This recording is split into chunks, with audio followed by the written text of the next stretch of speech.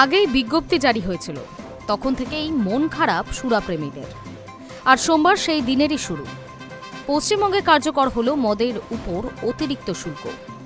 নতুন নীতি বলবৎ হওয়ায় দেশি হোক কিংবা বিদেশি, বিয়ার বাদে প্রায় সব ধরনের মদের দাম বেড়ে গেল। নতুন শুল্ক কার্যকর হওয়ার ফলে 750 মিলিলিটারের বেশি মদের বোতলে দাম বেড়েছে গড়ে 30 থেকে 40 টাকা।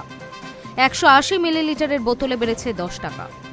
দেশি মদের ক্ষেত্রেও প্রতিটি প্যাকেটে অতিরিক্ত প্রায় 10 টাকা বেশি দিতে হচ্ছে ক্রেতাদের।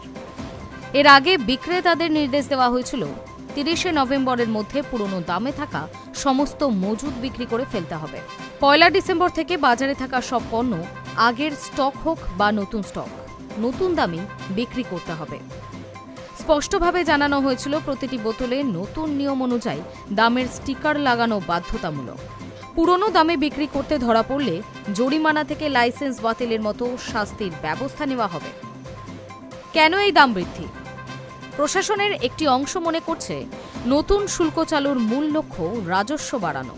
তাদের হিসেব, অতিরিক্ত এই শুল্কের ফলে 2025-26 অর্থবর্ষে রাজ্যের কোষাগারে আসতে পারে প্রায় 4,000 কোটি টাকা বাড়তি আয়।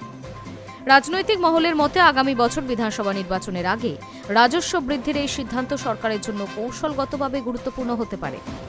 রাজস্ব বাড়লে সরকার বিভিন্ন জনকল্যাণমূলক প্রকল্পে বাড়তি অর্থ বিনিয়োগ করতে পারবে।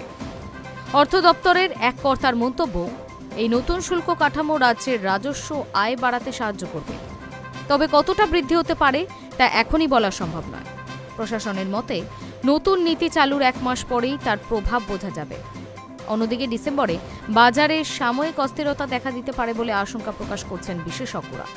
তবে তাদের আশা, ব্যবসায়ীরা আগাম প্রস্তুতি নিলে বড় জটিলতা হবে না। Hi news network.